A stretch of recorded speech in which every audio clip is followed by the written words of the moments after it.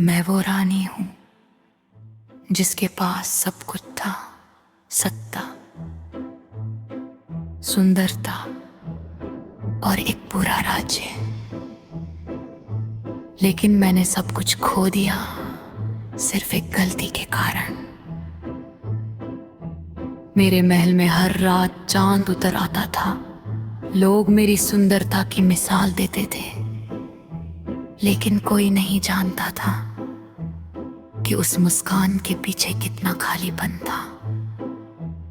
फिर एक दिन वो आया, श्मशान की राख में लिपटा हुआ, आंखों में अजीब सा सुकून, एक अघोरी। सब उससे डरते थे, लेकिन मुझे उसकी आंखों में कुछ अलग दिखा। जैसे वो मुझे समझता हो। उसने कहा, रानी, तुम्हारी किस्मत बदलने वाली है। और मैं उसकी बातों में खोती चली गई। रातों में मैं महल छोड़कर उससे मिलने जाने लगी। श्मशान में जहां सिर्फ आग जलती थी और मौत की खामोशी होती थी। धीरे धीरे मैंने उस पर भरोसा कर लिया, इतना कि खुद को भी भूल गई। फिर एक दिन मेरी जिंदगी बदल गई। मैं मां बनने वाली थी। पूरा राज्य खुश था, लेकिन मुझे अंदर से अजीब डर लग रहा था। जब मेरे बच्चों ने जन्म लिया तो सब कुछ सामान्य था, लेकिन उनकी आंखें बिल्कुल इंसानों जैसी नहीं थी। वो कभी रोते नहीं थे, बस रात में जागते रहते और अंधेरे को घूरते रहते।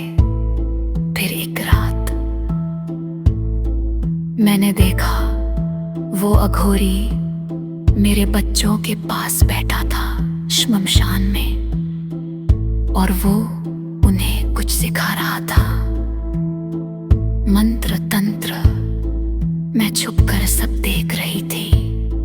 तभी उसने बिना मुड़े कहा, रानी, अब छुपने का कोई फायदा नहीं।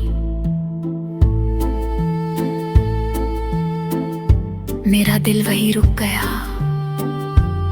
उसने सच बता दिया।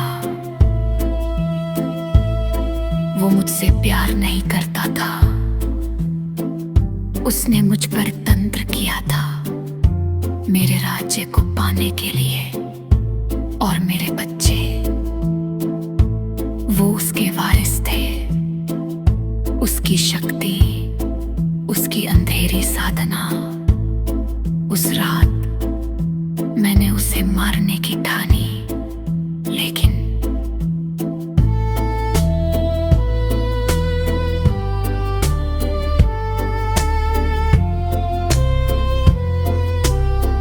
जैसे ही मैं आगे बढ़ी, मेरे अपने बच्चों ने मेरा रास्ता रोक लिया। उनकी आंखें अब लाल थी और आवाज बिल्कुल किसी और की। माँ, अब बहुत देर हो चुकी है। अगले ही पल उन्होंने अपने ही पिता को खत्म कर दिया।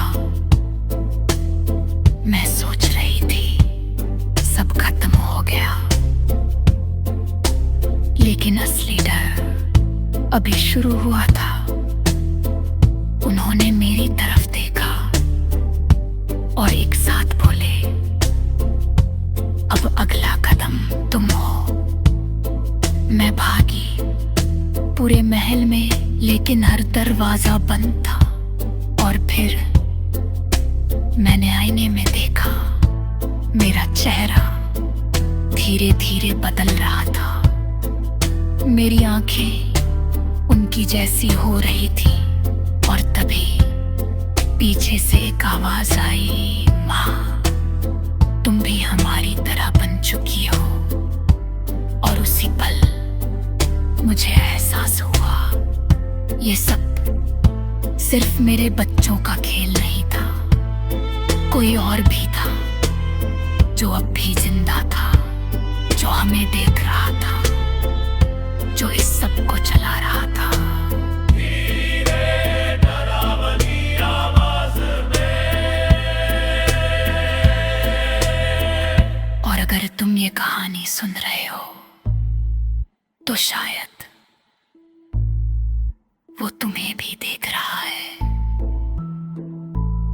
मैं वो रानी हूं जिसके पास सब कुछ था, लेकिन अब मैं खुद एक श्राप बन चुकी हूं।